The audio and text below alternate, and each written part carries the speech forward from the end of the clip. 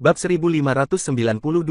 Saat ini sudah malam dan memang ada orang yang berjaga. Namun, gerakan beberapa orang ini sangat cepat sehingga dalam sekejap saja mereka sudah tiba di depan tenda besar. Antares membuat sebuah lubang di tenda besar itu menggunakan pisau. Setelah memastikan Prabu memang ada di dalam tenda besar itu, dia melambaikan tangannya kepada beberapa orang di belakangnya dan berbisik, "Ayo mulai." Tanpa ragu-ragu, semuanya langsung memasuki tenda besar itu. Sementara itu, Prabu yang sedang duduk di dalam tenda besar tiba-tiba membuka matanya, lalu secara refleks mengeluarkan sebuah pedang dari belakangnya dan bangkit berdiri sambil menatap beberapa orang yang masuk itu. "Siapa kalian? Berani-beraninya menyelinap masuk ke dalam tendaku? Kalian cari mati ya?" Semua orang saling memandang sebentar dan tidak memedulikan perkataan Prabu. Setelah itu, mereka langsung menyerang ke arahnya dengan cepat, jelas siap untuk merenggut nyawanya. "Pengawal!" Setelah berteriak, Prabu segera bersiap untuk melawan dengan pisaunya. Sementara itu, Antares yang berada di belakang beberapa orang itu memegang bahu Prabu sambil tersenyum sini dan berkata dengan nada dingin, "Prabu, hari ini adalah hari kematianmu. Meskipun kamu punya 3 kepala dan 6 tangan pun, jangan berharap hari ini bisa keluar hidup-hidup dari tenda ini. 2 tangan sulit untuk menandingi 4 tangan. Hanya dengan pertarungan yang singkat saja, Prabu sudah kalah. Jika bukan karena pasukan yang berada di luar tenda menerima kabar dan segera masuk ke dalam tenda untuk membantunya, saat ini dia mungkin sudah kehilangan nyawanya." Meskipun begitu, tubuh Prabu tetap dipenuhi dengan luka yang berdarah. "Bunuh mereka semua." Pantas saja Isan belum juga memimpin pasukannya menyerang kita, ternyata dia ingin menggunakan trik kotor seperti ini untuk menghadapiku. Sayangnya, trik kotor ini nggak bisa mencelakaiku. Jangan lupa, aku juga seorang jenderal yang sering berperang di medan perang. Jadi, aku sangat berbahaya dan tajam. Para pasukan yang masuk itu segera mengambil senjata mereka dan menyerang orang-orang dari Sekte Gunung. Melihat situasinya berubah, Antares juga tidak menunda-nunda waktunya lagi. Dia segera bangkit dan dalam sekejap saja sudah berada di hadapan Prabu. Kecepatannya sangat luar biasa. Saat pedang di tangan Antares hampir menembus jantungnya, Prabu menyipitkan matanya dan tidak sempat untuk menghentikan serangan itu. Kecepatan Antares sungguh luar biasa. Bukan hanya gerakannya yang cepat, bahkan kecepatan pedang Antares juga jauh melampaui batasan manusia biasa. Bagaimana mungkin dia bisa menghentikan serangan itu? Orang yang akan mati lebih dulu itu harusnya kamu. Setelah mengatakan itu, Antares sudah bersiap untuk membunuh Prabu. Namun, saat sudah tersisa 1 cm lagi jarak antara pedangnya dengan jantung Prabu, semua orang tiba-tiba mendengar suara retakan di telinga mereka, lalu tangannya terasa sakit dan pedang di tangannya juga ikut bergetar. Dia secara refleks melepaskan genggamannya dan pedang di tangannya terjatuh ke tanah. Situasinya sekali lagi berubah. Semua orang segera memandang ke arah datangnya suara dan melihat ada seorang pria yang keluar dari belakang tenda sambil memegang sebuah senapan yang masih mengeluarkan asap di tangannya. Siapa lagi pria itu selain Wira? "Wira, sepertinya kamu sungguh beruntung. Kalau kamu nggak membantuku, sekarang aku mungkin sudah mati." 2. Prabu buru-buru berlari ke belakang Wira dan segera mengucapkan terima kasih. "Kamu adalah Wira." Bab 1593. Antares sudah pernah mendengar kabar tentang Wira. Bagaimanapun juga, saat itu Wira sudah membuat kegemparan di Sekte Langit. Wira bahkan memenangkan sayembara mencari jodoh dan membawa pulang seorang wanita cantik. Kejadian itu cukup menggegerkan pada saat itu. Sekte Langit dan Sekte Gunung adalah 2 sekte yang saling berlawanan, tetapi mereka saling memata-matai. Oleh karena itu, semua tindakan Wira tentu saja tidak bisa lolos dari mata mereka. "Kenapa kamu ikut campur dalam urusan 2 kerajaan ini?" kata Antares sambil mengernyitkan alisnya. Dengan adanya Wira yang tiba-tiba bertindak, berarti upaya pembunuhan Antares dan yang lainnya hari ini mungkin harus dibatalkan, karena mereka tidak memiliki peluang untuk berhasil. Bagaimanapun juga, kekuatan Wira ini sangat luar biasa. Malah aku yang harus bertanya kepadamu, kenapa orang-orang dari Sekte Gunung ikut campur dalam urusan 2 kerajaan ini? Sepertinya hal ini nggak sesuai dengan peraturan, kan? Lagi pula, kamu jelas-jelas adalah seorang ahli bela diri dari dunia persilatan, sekarang malah menjadi bawahan Ciputra. Bahkan sekarang berusaha untuk membunuh Prabu. Apa kamu merasa terhormat dengan tindakanmu ini? Kata Wira dengan nada dingin. Awalnya, Wira tidak ingin mengurus kedua kerajaan itu, hanya ingin tetap netral dan melindungi orang-orang di sekitarnya saja. Namun, orang-orang dari Sekte Gunung ini ingin menghancurkan keseimbangan saat ini, dia tentu saja tidak bisa tetap diam lagi. Jika terjadi sesuatu, orang-orang di sekitarnya juga tidak akan aman. Tidak peduli apapun yang direncanakan orang-orang dari Sekte Gunung ini, dia akan menghancurkannya. Bagaimanapun juga, sekarang Wira adalah menantu Sekte Langit, dari sudut pandang lainnya, dia juga sudah termasuk bagian dari Sekte Langit. Sekte Langit dan Sekte Gunung selalu berselisih, sehingga secara moral dan logika, dia harus menggagalkan rencana Sekte Gunung. Dia tidak akan membiarkan mereka mencapai tujuan mereka. Sejak kapan kamu berhak ikut campur dalam urusan Sekte Gunung? Kamu sudah berbuat hal yang tidak sesuai dengan peraturan, kamu harus membayar konsekuensinya. Hari ini, mari kita berhenti sampai di sini. Kelak, orang-orang dari Sekte Gunung pasti akan mencarimu dan mencelakai orang-orang di sekitarmu. Aku tahu apa yang menjadi kelemahanmu. Kita semua sudah dewasa, harus membayar harga atas perbuatan kita sendiri. Setelah mengatakan perkataan itu dengan nada dingin, Antares memandang orang-orang di belakangnya sambil melambaikan tangannya dan kembali memerintah, mundur. Sayangnya, Antares dan yang lainnya ingin pergi sekarang pun sudah sulit. Suara dari jenderal sudah membangunkan para pasukan dari segala arah dan sekarang para pemimpin kelompok sudah memimpin pasukannya untuk datang dan mengepung tempat ini. Sementara itu, orang dari Sekte Gunung hanya ada puluhan orang. Meskipun mereka semua adalah ahli bela diri, mereka tetap manusia biasa. Di tengah kerumunan pasukan-pasukan ini, bagaimana mungkin mereka bisa beruntung? Ingin kabur, nggak semudah itu. Setelah mengatakan perkataan itu dengan nada dingin, Prabu kembali berteriak kepada para pasukannya, siapapun yang bisa memenggal kepalanya, aku akan memberikannya hadiah dan jabatan. Raja juga pasti akan menyetujui penghargaanku ini. Dengan adanya imbalan berupa hadiah besar, pasti akan ada orang yang bersedia beraksi. Meskipun Antares dan yang lainnya sangat tangguh, mereka juga tidak akan bisa menghadapi begitu banyak orang. Dalam sekejap, terlihat beberapa murid Sekte Gunung sudah terjatuh ke tanah dan tidak sanggup untuk berdiri lagi. Sementara itu, Wira tetap berdiri di samping sambil melipat kedua tangannya dan tidak turun tangan lagi, karena tugasnya sudah selesai. Asalkan nyawa Prabu selamat, urusan selanjutnya sudah tidak ada hubungannya dengannya lagi dan semuanya akan tergantung dengan Prabu sendiri untuk menghadapi serangan dari pasukan kerajaan Beluana. Bab 1594. Wira, kejadian hari ini nggak berakhir di sini saja. Aku akan memberi tahu semua orang di Sekte Gunung tentang semua tindakanmu, mereka pasti nggak akan membiarkanmu begitu saja. Kamu sudah memilih untuk bertindak seperti ini, jadi bersiaplah untuk mati. Melihat orang-orang di sekitar satu persatu sudah mulai terjatuh, Antares juga tidak berani berlama-lama di sana. Setelah mengatakan perkataan itu, dia segera menerobos ke arah kerumunan. Kemampuannya jelas jauh lebih unggul dibandingkan beberapa orang di belakangnya. Dia berhasil langsung keluar dari kepungan kerumunan dengan menggunakan gerakannya yang aneh. Namun, meskipun begitu, dia tetap dipenuhi dengan luka. Tuan Wira, kenapa kamu nggak turun tangan untuk menahannya? Kalau orang itu berhasil kembali, dia pasti akan melaporkan hal-hal ini kepada atasannya. Pada saat itu, kamu akan menjadi musuh mereka, kan? Prabu buru-buru berbicara dengan Wira. Dia tentu saja ingin memanfaatkan bantuan Wira untuk memusnahkan para ahli bela diri misterius ini. Jika tidak, kelak orang-orang ini tetap akan datang mencelakainya. Wira hanya melipat kedua tangannya dan menggelengkan kepala sambil tersenyum, sama sekali tidak memedulikan perkataan Prabu. Bagaimana mungkin dia bersedia menjadi alat bagi orang lain?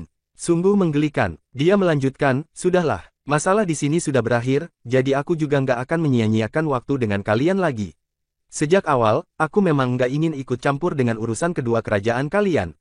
Sekarang, aku melakukan ini karena mereka sudah menyinggung batasanku. Orang-orang dari dunia persilatan nggak boleh ikut campur dengan urusan kerajaan-kerajaan kita, itu adalah batasanku. Setelah perkataan itu dilontarkan, Wira tertawa, lalu berjalan menuju pintu keluar. Para pasukan di sekitarnya juga membuka jalan, tidak ada yang berani menghalanginya. Bagaimanapun juga, senapan di tangannya bisa merenggut nyawa siapapun. Siapa yang berani bermain-main dengan nyawanya sendiri? Dia memang orang yang luar biasa. Sayangnya, orang seperti ini nggak ingin setia kepada kerajaan Nuala kita. Kalau bisa mendapat bantuannya, bukankah kerajaan Beluana akan masuk ke dalam wilayah kita? Prabu merasa bersyukur kepada Wira. Sayangnya, dia sendiri juga tahu keinginannya untuk Wira bergabung dengan mereka hanya mimpi belaka. Bagaimana mungkin Wira akan mematuhi perintah orang lain? Selain itu, kehidupan di Dusun Darmadi juga bebas. Konon, dusun itu adalah tempat yang perlindungannya paling ketat di seluruh dunia. Bukan hanya ada berbagai ahli, dusun itu juga memiliki teknologi pertahanan terkini. Bisa dibilang, dusun itu adalah surga tersembunyi. Jika dia adalah Wira, dia juga tentu saja akan memilih menjadi penguasa dusun itu. Sementara itu, Isan sudah memimpin para pasukan dari berbagai kelompok tiba di luar perkemahan kerajaan Nuala dan bersembunyi di kegelapan. Hanya dengan satu sinyalnya saja, para pemimpin pasukan itu akan langsung keluar dan membalas dendam kekalahan mereka. Namun, dia tetap tidak menerima sinyal dari Antares, sehingga mereka tetap menunggu. Jenderal, kita harus menunggu sampai kapan? Semuanya sudah nggak sabar lagi, ingin segera menyerang kota ini sekarang. Benar, Jenderal, sebaiknya kita segera bertindak. Kalau sudah pagi nanti, nggak akan menguntungkan kita lagi. Para pemimpin kelompok itu satu persatu berbicara. Isan juga merasa cemas. Dia mengatupkan bibirnya dan memandang langit malam, lalu berkata dengan nada pelan, tunggu sebentar lagi. Bab 1595. Ihsan merasa khawatir karena tetap tidak ada kabar dari Antares. Apakah terjadi perubahan? Dalam sekejap, dia menjadi gelisah. Dia terus mondar-mandir dan tidak bisa membuat keputusan apakah mereka harus menyerang kota. Bukan hanya reputasinya akan hancur jika dia membuat keputusan yang salah, para pasukan di sekitarnya pun akan terluka parah. Dia tidak bisa membayangkan konsekuensinya, bayaran yang harus ditanggungnya jauh melampaui kemampuannya. Itulah alasannya hal ini menjadi begitu rumit. Jenderal, ada orang yang datang. Ada seorang wakil jenderal yang tiba-tiba berlari ke hadapan Ihsan dan buru-buru berbicara dengan ekspresi yang terlihat aneh. Ihsan juga tertegun sejenak. Mendengar ada seseorang yang datang, hatinya merasa ada firasat buruk. Sebelum Antares bertindak, dia sudah berunding dengan Antares. Jika berhasil, Antares akan memberikan sinyal dengan kembang api dan dia akan memimpin pasukan untuk menyerang. Namun, ada seseorang yang tiba-tiba datang melapor, berarti telah terjadi sesuatu. Cepat biarkan orang itu bertemu denganku. Saat ini, situasi di depan dan juga identitas orang yang datang masih tidak jelas, sehingga Ihsan ingin bertemu dengan orang itu. Selain itu, ada puluhan ribu pasukan di belakangnya, sehingga dia tidak perlu khawatir. Meskipun orang itu benar-benar berniat untuk mencelakainya, orang itu juga harus mempertimbangkan kemampuannya sendiri. Dalam sekejap, wakil jenderal itu sudah membawa Wira perlahan-lahan mendekati Ihsan. Melihat Wira berdiri di hadapannya, Ihsan langsung tersenyum. Ternyata Tuan Wira, aku pikir siapa orang itu. Tadi aku benar-benar terkejut. Tapi, kenapa Tuan Wira ada waktu untuk datang ke sini? Jangan-jangan. Setelah mengatakan kalimat terakhir, Ihsan sepertinya menyadari sesuatu. Saat ini, kedua pasukan saling berselisih dan Wira juga tiba-tiba muncul pada saat ini menunjukkan Wira mungkin membantu Prabu. Jenderal Ihsan, nggak perlu khawatir. Aku datang ke sini hanya untuk memberitahumu sebuah berita, rencana kalian sudah gagal dan aku juga sudah menangani Antares. Semua bawahannya sudah mati, tapi Antares diam-diam kabur. Aku yakin dia juga sudah terluka parah. Jadi, kamu juga nggak perlu terus menunggu di sini lagi, kamu sebaiknya segera memimpin pasukanmu untuk kembali ke perkemahan kalian. Kalau terus berlama-lama di sini, jangan salahkan aku nggak memperingatkanmu. Begitu Prabu memimpin pasukannya keluar dari kota, pasti akhirnya kalian yang akan rugi. Bagaimanapun juga, pasukan kalian sudah kehilangan semangatnya di peperangan sebelumnya dan juga kehilangan banyak pasukan. Kalau bertarung dengan lawan di saat seperti ini, kamu harusnya tahu konsekuensinya, kan? Perkataan Wira sudah menjelaskan tujuan kedatangannya dan juga situasi saat ini. Wira sudah menetapkan posisinya dengan jelas bahwa dia tetap netral dalam peperangan kedua pasukan ini. Namun, dia tidak akan membiarkan kemenangan berpihak pada salah satu pihak. Jika kemenangan akhir didapatkan melalui kepemimpinan jenderal itu, dia tentu saja tidak akan ikut campur. Namun, jika kemenangan itu karena ada orang lain yang ikut campur, dia tidak akan mengabaikannya. Kenapa kamu melakukan hal ini? Kita boleh menggunakan segala trik dalam peperangan. Kalau aku mengirim ahli bela diri misterius untuk membunuh Prabu, kamu juga harusnya nggak ikut campur, kan? Bab 1596. Apa kamu ingin bermusuhan dengan kerajaan Beluana? Ihsan pernah bertemu dengan Wira sebelumnya, juga tahu hubungan Ciputra dengan Wira. Begitu mendengar ucapan Wira, amarah seketika berkecamuk dalam hati Ihsan. Kemenangan awalnya sudah di depan mata mereka, tetapi semuanya dikacaukan oleh Wira.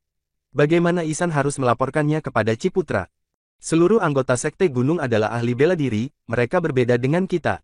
Mereka nggak seharusnya ikut campur dalam masalah antar negara. Meskipun nggak ada aturan tertulis, biar ku perjelas dulu, jika orang Sekte Gunung berani turun ke medan tempur lagi, aku akan langsung berpihak pada kerajaan Nuala.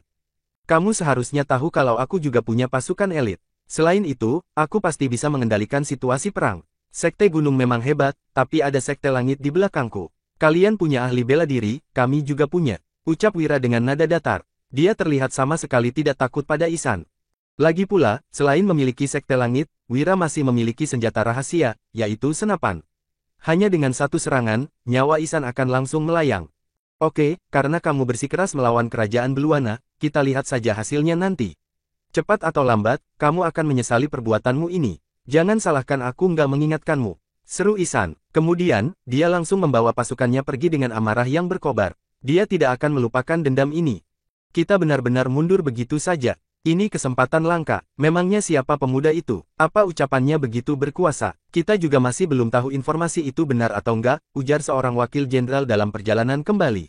Dia juga tidak menyukai keangkuhan Wira. Kalau bukan karena ada Ihsan di sana, dia pasti sudah menyerang Wira. Berisik, kamu nggak ngerti apa-apa. Dia bukan hanya punya hubungan dengan raja, tapi dusun Darmadi yang dikuasainya sangat hebat. Dengar-dengar, ada senjata tercanggih di sana. Selain itu, dia juga menguasai jaringan mata-mata seluruh dunia. Dia bukan orang biasa. Petik 2. Kalau enggak, mana mungkin dia tahu gerak-gerik kita dalam waktu sesingkat ini.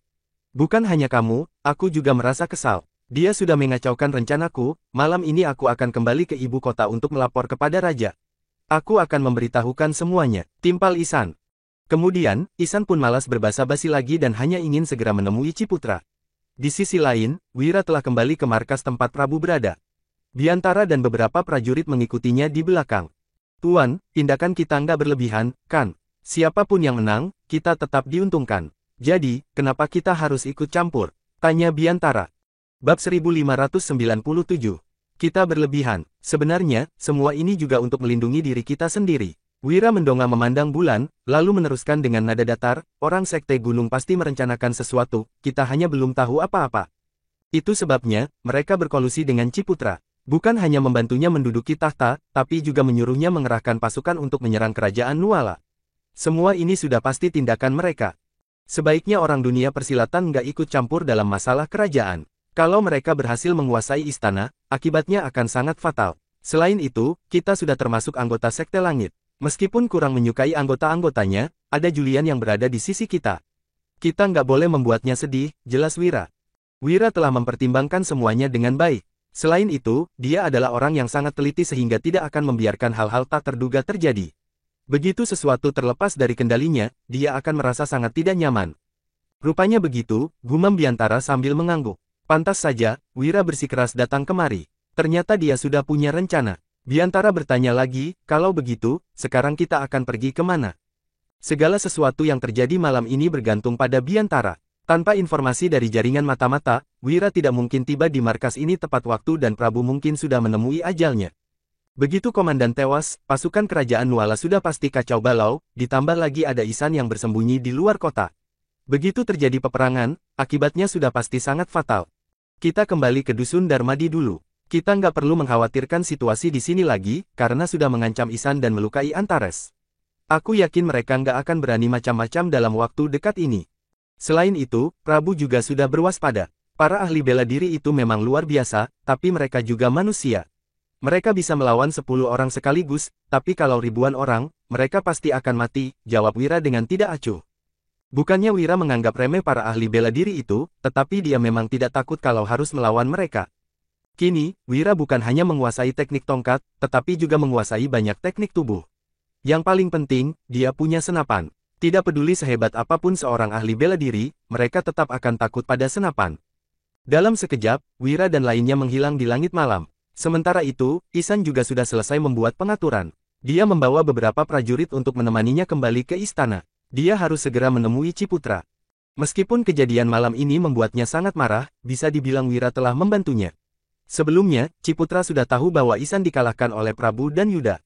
Kali ini, dia pun bisa menyalahkan Wira atas kegagalan keduanya. Lagi pula, orang-orang di istana tidak tahu apa yang terjadi. Mereka hanya bisa mendengar laporan Ihsan. Di markas kerajaan Nuala, setelah sibuk semalaman, langit berangsur terang. Prabu memerintahkan bawahannya untuk membuat laporan tempur malam itu juga, lalu mengantarkannya ke istana. Dia bukan hanya memenangkan pertempuran, tetapi berhasil membongkar konspirasi Ihsan.